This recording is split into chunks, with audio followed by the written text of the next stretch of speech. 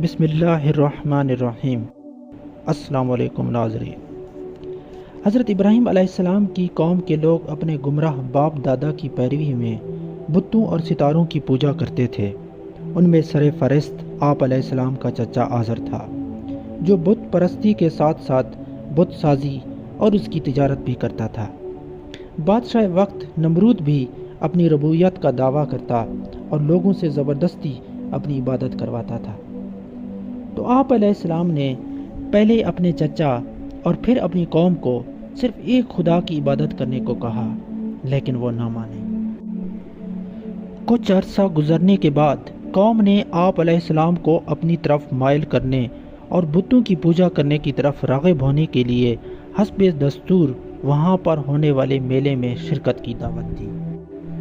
قوم نے کہا، کل کے دن ہماری عید ہے، جنگل میں میلہ لگے گا، ہم نفیس کھانے پکا کر بتوں کے پاس رکھ جائیں گے اور میلے سے واپس آ کر تبرک کے طور پر انہیں کھائیں گے، لہٰذا آپ بھی ہمارے ساتھ چلیں، اور یہ تماشا دیکھنے کے بعد ہم سمجھتے ہیں کہ آپ بت پرستی پر ہمیں ملامت نہیں کریں گے۔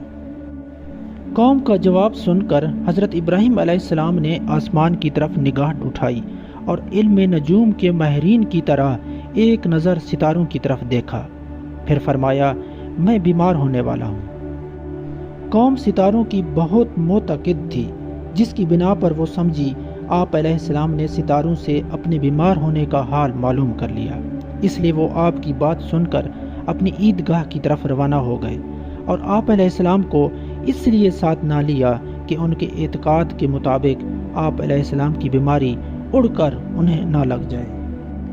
جب تمام لوگ چلے گئے تو آپ علیہ السلام احتیاط کے ساتھ بت خانے کی طرف چلے گئے۔ وہاں پر کئی بت رکھے ہوئے تھے۔ آپ علیہ السلام نے کلہاڑی سے تمام بتوں کو توڑ دیا اور صرف ایک بڑے بت کو چھوڑ دیا اور کلہاڑی اس کے کاندھے پر رکھ دی۔ جب شام کے وقت لوگ واپس آئے اور بت خانے پہنچے تو کہنے لگے، ہمارے خداؤں کے ساتھ کس نے یہ کام کیا ہے؟ پھر آپ علیہ السلام کو نمرود کے سامنے پیش کیا گیا۔ جب آپ علیہ السلام سے بتوں کے بارے میں پوچھا گیا تو آپ نے فرمایا، اس بڑے بت کے کندھے پر کلہاڑا رکھا ہے، جس سے قیاس یہی کیا جا سکتا ہے کہ اسی نے ان بتوں کو توڑا ہے، لہٰذا اسی سے پوچھ لو۔ اس پر نمرود اور اس کی قوم کے لوگوں نے کہا، یہ تو بے جان ہے، یہ کیسے بول سکتا ہے؟ اس پر آپ علیہ السلام نے فرمایا، جو اپنی حفاظت نہیں کر سکتے وہ آپ لوگوں کی حفاظت کیا کریں گے؟ اس پر سب لاجواب ہو گئے۔ پھر جب وہ لوگ جواب سے عاجز آ گئے تو کہنے لگے، اے لوگو، اگر تم اپنے خداؤں کی کچھ مدد کرنا چاہ رہے ہو تو ان کا انتقام لے کر ان کی مدد کرو اور حضرت ابراہیم علیہ السلام کو جلا دو۔